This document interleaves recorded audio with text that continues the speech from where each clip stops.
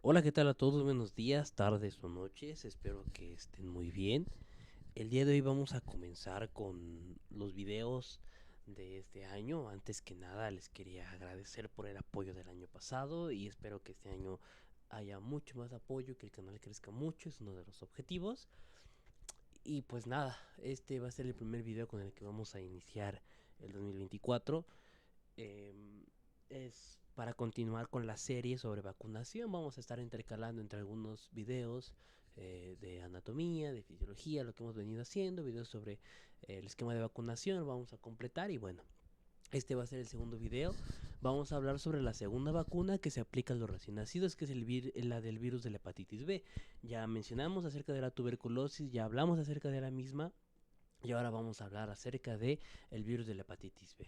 ¿Qué vamos a ver en este video? Bueno, vamos a ver la introducción al tema, un poco de epidemiología sobre en general el tema, fisiopatología, el cuadro clínico, serología, cómo podemos diagnosticar a la hepatitis B, el diagnóstico, el tratamiento y finalmente la vacunación contra el virus de la hepatitis B, que les adelanto de una vez que una de las mejores maneras y alternativas de cuidar realmente a un hijo y de ver una prioridad por ellos es con la vacunación.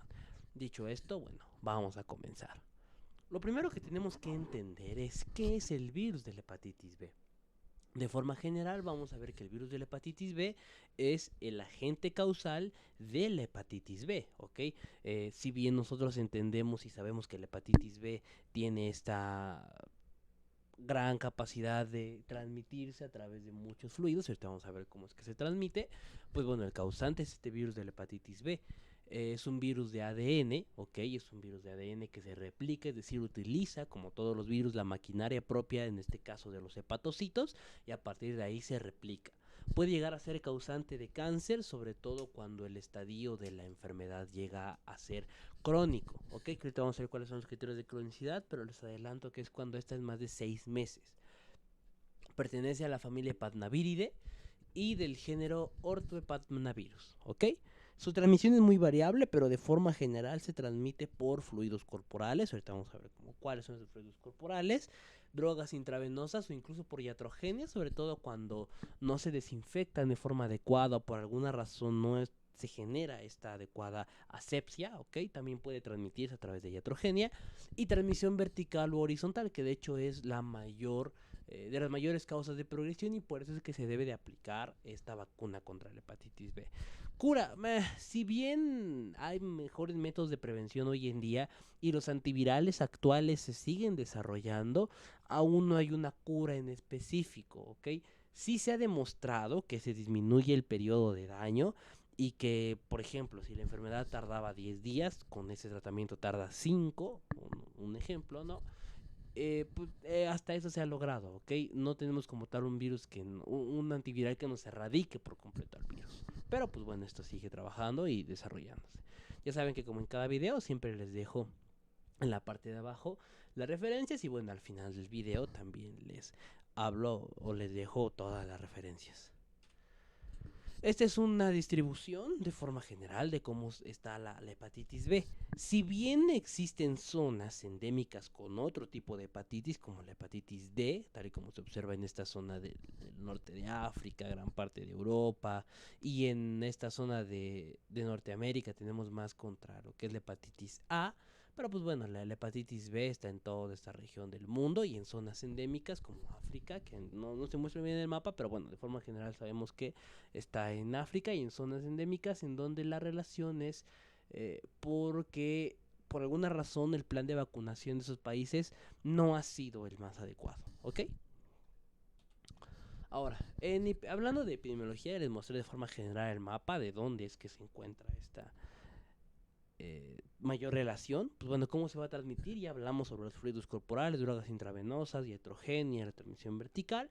De forma general se sabe que la concentración máxima del virus está en el hígado y en la sangre. ¿Cómo se podría erradicar? Pues bueno, más de 100 grados por 20 minutos o con glutaraldehído. Sin embargo, la transmisión más común es por la vía sexual. Esto es lo que les mencionaba acerca de lo que eran los fluidos corporales. ¿Ok? La vía percutánea o permucosa, que sobre todo es cuando utilizamos drogas intravenosas o agentes intravenosos en general, de ahí entra lo que es la iatrogenia, y de forma vertical, ¿ok? Que de forma vertical sería este paso a lo que son los hijos desde la madre. ¿Cuáles son los factores de riesgo principales para la transmisión del virus? Bueno, sería las áreas endémicas, o sea, que propiamente la zona en donde vivimos tenga una gran relación de hepatitis B, que sean homosexuales masculinos, principalmente por muchos factores, entre ellos la promiscuidad, que sean adictos a drogas parenterales, ok, esto es muy importante porque entre más existe el riesgo, más es la probabilidad de que adquieran, si no solo es hepatitis B, otras afecciones, ok. Hemodiálisis o VIH. Esto más que nada por el concepto de la inmunosupresión. Ya tenemos una serie en el canal sobre el sistema inmunológico, ahí pueden ir a observarla, pero de forma general quiere decir que el sistema inmunológico pues tiene una depresión, es decir, que no nos defiende como nos debe defender.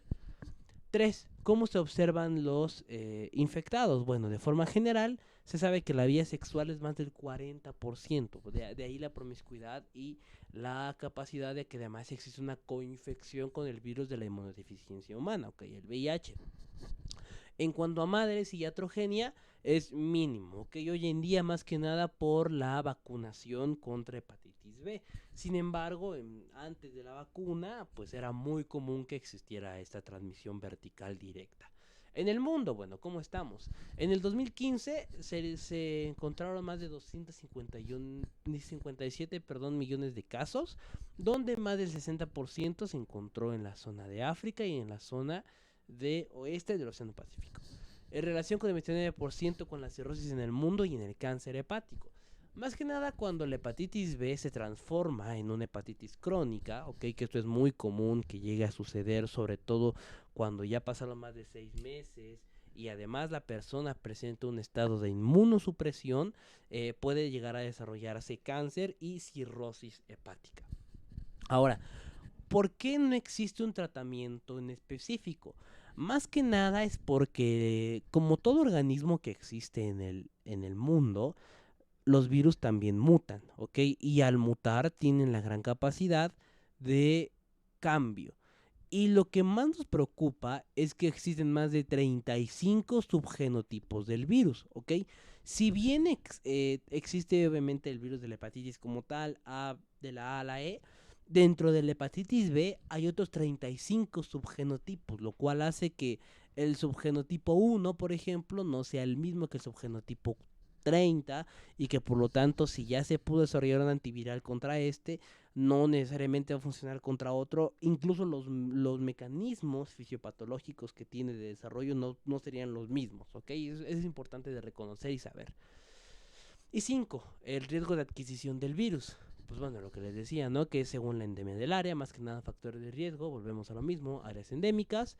La exposición, pues bueno, si ya estoy expuesto a un ambiente, como cuando hablamos de tuberculosis, que los niños realmente no es que sea nuestro primer caso, sino que casi siempre son el evento centinela. O sea, si encontramos un niño con tuberculosis, probablemente porque tiene inmunosupresión, en el hogar existen otros casos, ¿ok? Y por eso es importante de reconocer. Entonces la exposición sería el 90% de probabilidad de adquisición, es decir, lo mismo, estamos en zonas endémicas y estamos en zonas que podrían tener esta alta contagiosidad.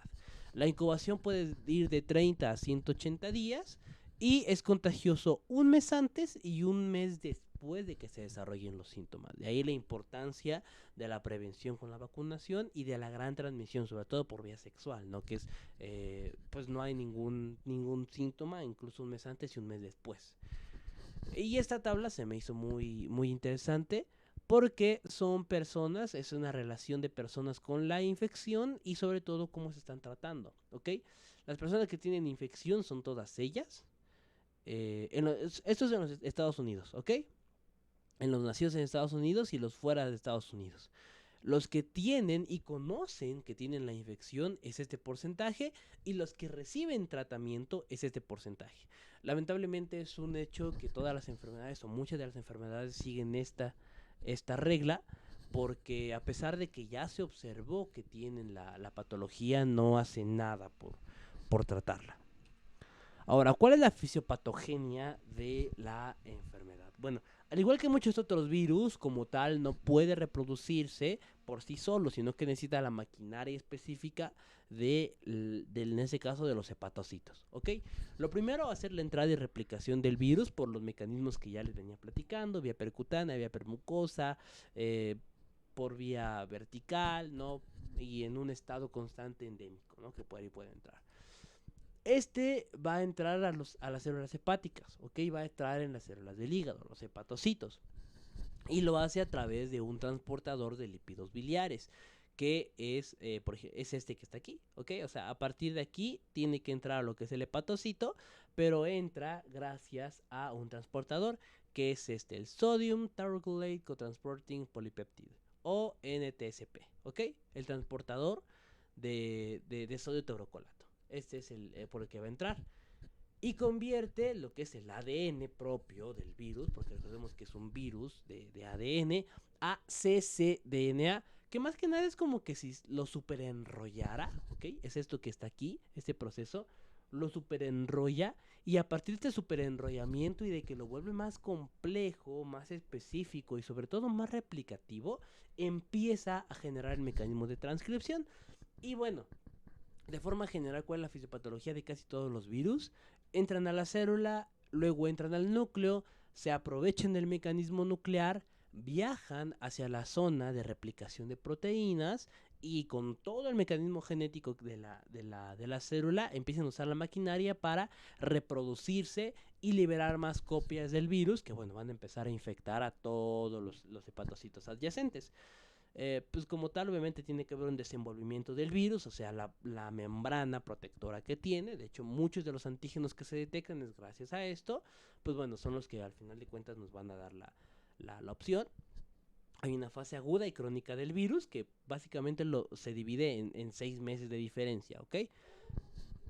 La fase aguda del virus las personas desarrollan menos, o sea, menos de un tercio de las personas van a desarrollar los síntomas. Y esto es bien importante y bien interesante porque a pesar de que no desarrollen los síntomas, en muchos casos siguen siendo contagiosos, por eso es importante su detección a tiempo. También hay una fase de aclaramiento del virus, o sea, si bien no se desarrolla lo que es el virus en específico, se debe buscar un aclaramiento del mismo, es decir, que el mismo sistema inmunológico elimine por completo al virus y pues básicamente es alguien asintomático, ¿ok? Que nunca tuvo ningún problema.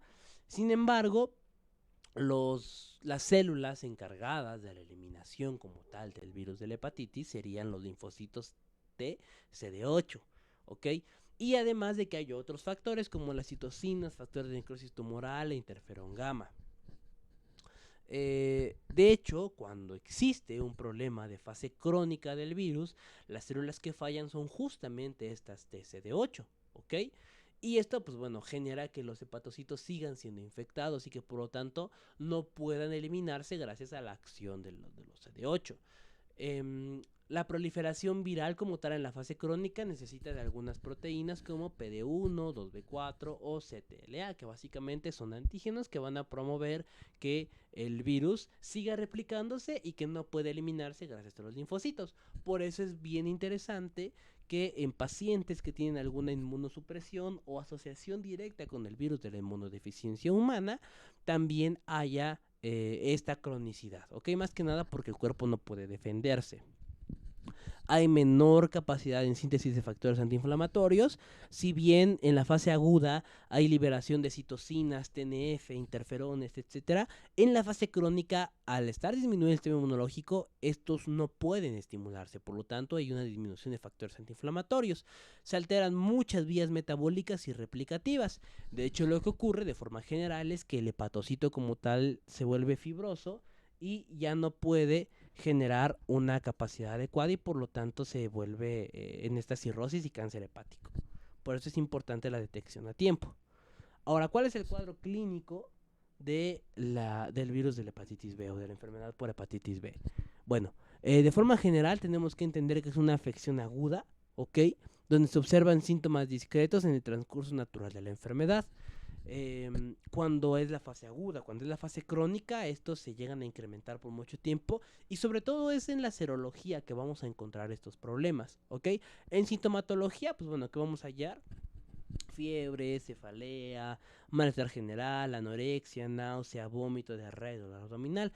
¿Cuál es el problema principal de esto? Que es lo mismo en las otras hepatitis, ¿ok? Y se puede llegar a confundir mucho.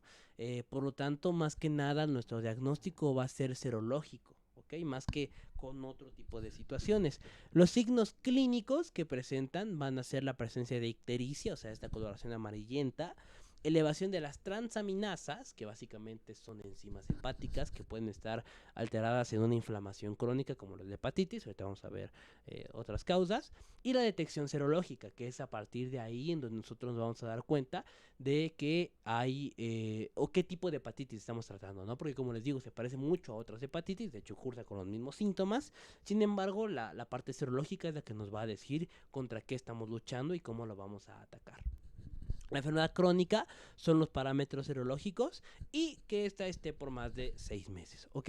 Ahora, ¿cuándo vamos a recomendar un screening, ¿no? Un screening, una búsqueda intencionada para los síntomas. Pues bueno, se recomienda cuando tengan, se conozca de parejas que tengan relaciones con pacientes con hepatitis B, usuarios de drogas intravenosas, hombres que tengan sexo con otros hombres, personas nacidas en regiones con más de 2% de prevalencia de cronicidad, lo que les decía África o todas estas zonas endémicas alrededor del mundo, personas que nacen en Estados Unidos que no hayan estado vacunadas en zonas donde la prevalencia sea muy alta, que sean positivos a VIH o mujeres embarazadas, ¿ok? De hecho, hoy en día se recomienda que ya una metodología desde el primer trimestre de gestación en el control prenatal sea la detección de este tipo de enfermedades y sobre todo de la hepatitis B. Y bueno, además la CDC recomienda que sean los donadores de sangre, plasma, órganos, infantes nacidos de madres positivas a hepatitis B, personas en hemodiálisis, terapia citotóxica o inmunosupresora, personas que tengan que compartir fluidos o este tipo de transfusiones sanguíneas con otras, así como en requerimiento de profilaxis al mismo y sobre todo que tengan elevación de las enzimas hepáticas con etiología desconocida, ¿ok? Ahora, esta es una imagen de la ictericia más que nada como referencia. ¿Y cuáles son las enfermedades que pueden elevar las transaminasas? Bueno, de forma general, esta es una imagen encontrada en internet, ¿ok? Obviamente no vamos a hablar sobre cada enfermedad de estas, únicamente es para que las conozcan, pero bueno, podrían ser la diabetes, el alcohol, alteraciones genéticas, colesterol, otras causas no hepáticas como inflamaciones sistémicas, otros virus, sobrepeso o hepatitis viral o incluso la esteatosis hepática, ¿no? En este caso la que nos interesa sería la hepatitis viral, pero bueno, si tenemos una etiología desconocida, podríamos pensar en pruebas serológicas hacia las personas. ¿Y cuáles son esas pruebas serológicas? Pues bueno, son bastantes pruebas realmente de detección y ahorita les voy a explicar por qué estas nos van a dar el diagnóstico definitivo. De forma general, vamos a darnos cuenta que hay pruebas como primarias y pruebas secundarias, ¿ok? Pero todas vienen a ser complementarias hacia el diagnóstico oficial o el diagnóstico final, que en este caso estaremos buscando de forma intencionada hepatitis B, aunado a factores de riesgo, cuadro clínico, zonas endémicas, antecedentes de vacunación, etcétera, ¿ok? Entonces, el principal es el antígeno de superficie, ¿ok? De virus de la hepatitis B, que se abrevia de esta forma, HBsAg, ¿ok? Antígeno de superficie del virus de la hepatitis B. Este se eleva sobre todo a partir de la cuarta semana, por lo que su detección puede no ser específicamente o sea, por lo que su detección, bueno, su nula detección, mejor dicho, o sea, su negatividad, no nos indica que no existe enfermedad, sino que si se hizo antes de la cuarta semana o de las 4 semanas, puede que esta no se haya desarrollado por completo. ¿Y cuáles son los valores que buscamos? Más de 0.12 nanogramos por mililitro, ¿ok? El valor predictivo positivo, es decir, la capacidad que tiene este por sí solo de decirnos, oye, esto es hepatitis B, es de más del 90%, por lo tanto, si es positivo, pues ya nos está orientando muchísimo hacia el diagnóstico. Es una prueba de elección en zonas endémicas porque sí tiene bastantes condiciones que pueden llegar a alterarse, como lo puede ser que sea hasta la cuarta semana, que tengan que manifestar síntomas, que tengan que tener un nivel adecuado, pero pues nos da un valor predictivo adecuado, sobre todo en zonas endémicas, porque es más sencillo de realizar que otras pruebas diagnósticas, está mucho más estandarizado, ¿ok? ¿Cuáles serían las condiciones donde nos puede salir negativo? Y no necesariamente quiere decir que no se tenga el virus, sino que por alguna razón salió negativo, pero que el virus puede seguir siendo. O sea, que el valor predictivo negativo no es el real, ¿no? Pues que tenga el primer mes de la enfermedad, lo que les decía antes de la cuarta semana, que esté en la fase de resolución de la enfermedad, o sea, que si bien presente síntomas mínimos, ya sea en la fase terminal de la misma, o sea, la fase terminal de la enfermedad, hablando de que ya está cursando con la historia natural de la enfermedad, o que el virus que tenga sea uno de los tantos 35 subgenotipos que tiene el virus y que por lo tanto este subgenotipo en específico tenga mutaciones, ¿ok? Tanto como que no produzca el virus el antígeno de superficie, perdón, o que los medios actuales que tenemos no lo detecten. Además, es importante mencionar que el antígeno de superficie también se usa como un marcador de mejoría. Si este ya no lo encontramos en 6 meses, pues quiere decir que ya se eliminó por completo, que ya disminuyó la enfermedad y que por lo tanto podemos dar de alta al paciente. Y si está por más de 6 meses o si está aumentando, quiere decir que entramos a la fase crónica, ¿ok? El siguiente antígeno es el ADN del virus de la hepatitis B, que se abrevia así, DNA-BHB. Más que nada, por medio de técnicas de hibridación, nos habla sobre la replicación del virus. Sus valores serían más de 10 a las 4 copias por mililitro, que nos está indicando que el virus efectivamente está replicándose, está dividiéndose y que por lo tanto nos va a terminar afectando. Sin embargo, es importante reconocer que su funcionalidad es más hacia una valoración inicial, hacia la cronicidad o hacia el tratamiento, ¿ok? Es decir, para detectar la enfermedad como diagnóstico, aunque se utiliza más el antígeno de superficie, para la cronicidad, volvemos a lo mismo, se usa más el antígeno de superficie, y para el tratamiento, que para este sí podría ser adecuado, porque nos diría, ok, ya está disminuyendo las copias y por lo tanto está disminuyendo la enfermedad. El antígeno del core o del cuerpo, que es una proteína que nos indica que hay replicación viral, realmente no se usa para el diagnóstico. Y el antígeno E es muy interesante porque no es una proteína de decisión entre el precore y el core. Es el core, cuando hablamos en la hepatitis, es cccDNA, lo que les decía, ¿no? ADN mucho más compacto que sirve para la replicación final del virus, es el que va a liberar ese antígeno E.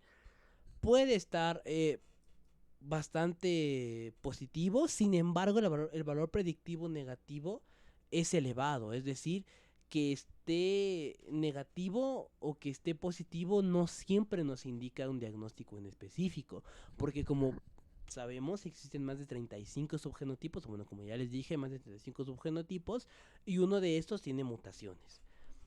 Por lo tanto, ya tiene una pérdida de utilidad clínica diagnóstica, pero puede seguir utilizándose, aunque como les digo, el mejor en estos casos, sobre todo en zonas endémicas, sería el antígeno de superficie. Otras pruebas diagnósticas serían los anticuerpos frente al antígeno del core. Más que nada es cómo está el sistema inmunológico, ¿ok? Si el sistema inmunológico ya produjo anticuerpos, ya produjo defensas contra el antígeno. Un falso positivo, una infección latente con un único marcador o una infección pasada podrían llegar a alterar el diagnóstico. ¿Por qué?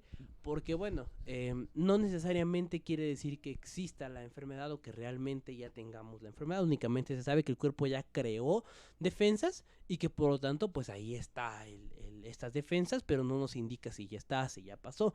¿Cuál sí son los que nos ayudarían mucho? Pues bueno, los anticuerpos, perdón, asociados a inmunoglobulinas, ¿ok? Si tenemos inmunoglobulina M, nos habla más de una infección aguda. Pero si tenemos inmunoglobulina G aumentada, nos habla de una infección pasada. Más que nada por la memoria inmunológica gracias a los linfocitos B. Anticuerpos frente al antígeno de superficie. Lo mismo, una detección por enzimas de inmunoanálisis, ¿ok? También nos habla sobre infecciones previas, relación con el virus o con el anticuerpo del core. Y es la detección de pacientes en vacuna. Este es el que se detecta en las vacunas, ¿ok? Una vez que un paciente ya se vacunó, sería bueno en unos meses detectar cómo es que están sus anticuerpos de superficie, ¿ok? Que ya en teoría deberían de haberse desarrollado. Los anticuerpos frente al antígeno E. Si el antígeno E en específico tiene baja especificidad diagnóstica y clínica, estos anticuerpos igual tienen baja o nula especificación clínica. Entonces, pues no es tan específico y tan adecuado esta parte. Ahora, estos criterios van a ser para la detección de virus de la hepatitis B, ¿ok? Esto nos va a indicar que esto ya sea crónico, ¿ok? Y cómo van a ser los criterios clínicos para mencionar el diagnóstico. Una hepatitis crónica va a ser un antígeno de superficie positivo superior a 6 meses. Replicación viral mayor a 10 a las 5 copias. Ya vimos que 10 a la 4 sería positivo. Elevación de transaminasas y puede utilizarse una biopsia hepática con actividad inflamatoria. Aunque esto es opcional, realmente con estos tres ya nos habla, ya nos habla de que es una hepatitis crónica. Un portador asintomático, o sea que únicamente por alguna detección de rutina o incluso una mujer embarazada, ¿no? En la parte intencionada de el control prenatal, puede hacer que tenga el antígeno positivo más de 6 meses, que el antígeno E sea negativo, pero que el anti-E sea positivo, o sea que actualmente ya no tiene la infección, pero pues que ya desarrolló anticuerpos, replicación viral menor de 10 a las 5 copias, transaminasas normales, o sea, no hay una inflamación realmente preocupante, y pues obviamente una biopsia hepática sin actividad inflamatoria. La hepatitis curada sería cuando sea una historia previa de hepatitis B, o sea que ya se haya diagnosticado de hepatitis B mediante antígeno de superficie, mediante anticuerpos o lo que sea, y hoy en día ya podemos encontrar anticuerpos contra el core o contra la superficie. Que el antígeno de superficie sea negativo, o sea, porque esto es lo más importante. Si es positivo, todavía es una infección presente, pero si es negativo, quiere decir que ya pasó.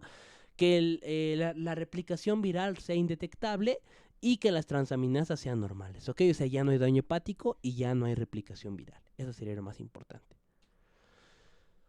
Esto es una tabla, es muy interesante porque nos habla sobre la interpretación de los resultados en serología para la hepatitis B. Si es aguda, lo más común es que encontremos inmunoglobulina M. Podemos encontrar inmunoglobulina G, sí, pero las que más me importarían serían el antígeno de superficie y el antígeno y los anticuerpos de inmunoglobulina M, ¿ok? No detectamos anticuerpos contra la superficie porque no se han desarrollado, ni contra el antígeno E, ¿ok? Y la replicación viral estaría bastante alta. Cuando ya se vacunó, el único que nos importaría sería el anticuerpo contra el antígeno de superficie. Esta es una tabla muy interesante, si quieren igual tomar una captura de pantalla y utilizarla, no hay ningún problema, porque nos habla sobre la interpretación en una hepatitis B aguda, crónica, aclarada o curada y en una vacunación. En cuanto al tratamiento, pues bueno, lo más importante aquí es que el 95% de los pacientes se curan de forma continua y sobre todo sin necesidad de tratamiento. Incluso cursan de forma asintomática, más que nada porque hay una recuperación espontánea por tolerancia inmune, es decir, su mismo cuerpo al no tener una inmunosupresión se desarrolla y puede tratarse de forma adecuada. Esto pues más que nada para evitar la hepatitis crónica. ¿Cuáles son las estrategias que se tienen como tratamiento? Pues bueno, la inmunoprofilaxis con la vacuna sería nuestro top 1. Ya la tenemos, entonces hay que aprovecharla en las zonas endémicas donde sí llega a estar presente. ¿Ok? Ayudar al sistema inmunológico, sobre todo con medidas, sí, obviamente de vacunación, pero también personales. Hábitos, el ejercicio, la alimentación, disminuir el uso de inmunosupresores, observar a la gente con inmunosupresión y dar tratamientos adecuados, o sea, todo eso sería importante. Disminuir enzimas hepáticas si es que estén elevadas, por ejemplo, en esteatosis o antecedentes de cirrosis o cualquier enfermedad que afecta el hígado o incluso inflamaciones sistémicas crónicas, pueden llegar a ser estrategias para la mejora contra la hepatitis B. Sobre todo la observación de las enzimas hepáticas. Por ejemplo, la ALT debería de estar menor a 30 en lo que son los pacientes masculinos en hombres y 25 en mujeres. Y otras estrategias a futuro, ¿no? Como lo pueden ser otros antivirales. Las metas, en general, lo que buscamos es prevenir la cirrosis, los carcinomas y los trasplantes. Es decir, prevenir la enfermedad crónica por virus de la hepatitis B. Antivirales actuales sería el tenofovir con alafenamida, peginterferón, entecavir o adefovir, ¿no? Por ejemplo, dando solo ejemplos generales de algunos antivirales usados contra la hepatitis B. ¿Cuáles son los criterios de cura? Bueno, ya vimos anteriormente la serología, pero hablando de cura parcial, que no haya replicación, ya sea medido por ADN, que las enzimas hepáticas sean negativas, pero que haya todavía antígeno de superficie. O sea, si bien podríamos entrar a un estado asintomático, sigues con el virus, o sea, lo sigues transmitiendo, pero ya no estás enfermo tú como tal, ¿ok? Sino que se puede reactivar, sí, por algún estado inmunosupresor o inmunosupresivo, pero pues bueno, ya como tal es una cura parcial. Una cura funcional quiere decir que ya no hay replicación viral, ya no hay enzimas hepáticas, ya no hay antígenos de superficie, pero por alguna razón seguimos detectando ADN del core y una replicación, aunque sea mínima, pero todavía estás con la replicación y la puedes transmitir. La cura completa es que ya no encontramos nada, ¿ok? No hay antecedente de replicación, no hay enzimas hepáticas alteradas, no hay antígeno en superficie, ya no hay mecanismos intencionados buscados de replicación viral, entonces ya estás curado prácticamente, ¿ok? Este es un algoritmo muy interesante que nos habla sobre las áreas endémicas principales de lo que es hepatitis B, o bueno, antígeno de superficie. En este caso se dan cuenta, parte de Latinoamérica, gran parte de África y de Asia, pues está bastante dañado por lo que es este virus de la hepatitis B. Si encontramos que esta está positiva, pues bueno, podemos hacer un screening con la historia clínica, buscar los últimos 6 meses, buscar los anticuerpos de inmunoglobulina G, antecedentes de vacunación, buscar los contactos, parejas sexuales o incluso antecedentes de vacunación si es aplicable.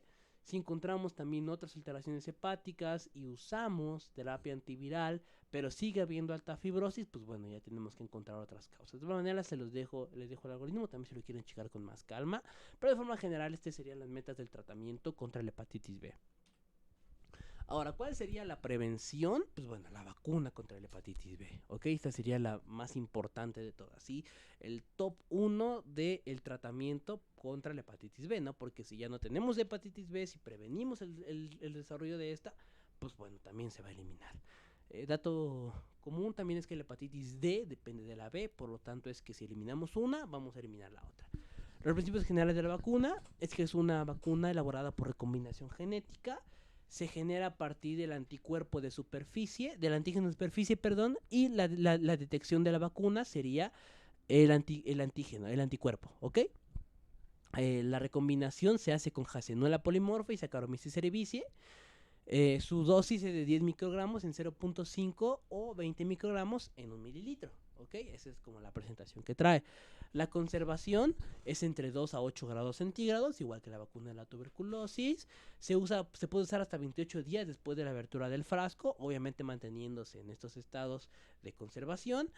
Y la prevención es que puede tener hasta un 90 o a un 95% del virus de la hepatitis B y sobre todo del riesgo de la cronicidad, que la cronicidad nos evitaría el cáncer y la cirrosis hepática.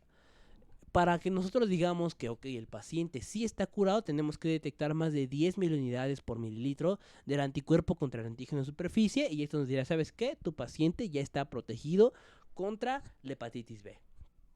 Y pues la protección es según el estado inmune. Hay estudios modernos que nos dicen que podría ser indicada una vacuna de refuerzo. Sin embargo, esto todavía no está bien especificado y por lo tanto tendríamos que esperar en un futuro para que esto ocurriera. Las indicaciones de la vacuna, pues bueno, serían niños y niñas recién nacidos, menores de edades zonas endémicas o personas con factores de riesgo muy elevados, ¿ok? Lo que les decía, personas que sean zonas endémicas o que tengan uso de drogas intravenosas o cualquier otra situación de estas. Se tiene que conocer el estado inmune de la madre en una prueba de primer trimestre, lo que sería el control prenatal. Se puede utilizar una doble protección en 24 horas, que básicamente esto es si la madre resulta positiva. Podemos usar una inmunoglobulina contra el virus de la hepatitis B y además utilizar la vacuna contra la hepatitis B. Se ha observado en estudios actuales que los niños que tienen menos de 12 horas de nacidos en los que se les aplica la vacuna contra la hepatitis B tiene una máxima protección en este periodo y esta empieza a disminuir a partir de la semana de nacidos, ¿ok? Sin embargo, como que el tope máximo de protección que pueden tener los niños es menor a 12 horas después de 12 horas de nacidos, ¿ok? Mayor a ese tiempo sí van a tener protección, pero es un tanto menor y así va disminuyendo con el pasar del tiempo. Ahora, ¿quiénes se deben de vacunar? Pues bueno, todos los niños recién nacidos mayores de 2000 gramos, o sea, 2 kilos, en las primeras 24 horas. Esto, pues, recomendado por el Centro Nacional de Vacunación o el Manual de Vacunación de México. Pero como les digo, estudios actuales nos hablan de que incluso las primeras 12 horas nos dan la máxima protección. Y los refuerzos son de 2, 4, 6 y 18 meses. ¿Ok? Menos de 2000 gramos que sean clínicamente estables, es decir, que no tengan ninguna alteración respiratoria. También tenemos videos sobre síndrome de dificultad respiratoria en recién nacidos, por si lo quieren pasar a ver en el canal. Que tengan menos de 24 horas de nacidos, lo mismo, su aplicación al virus de la hepatitis B y su refuerzo a los 2, 4, 6 y 18 meses.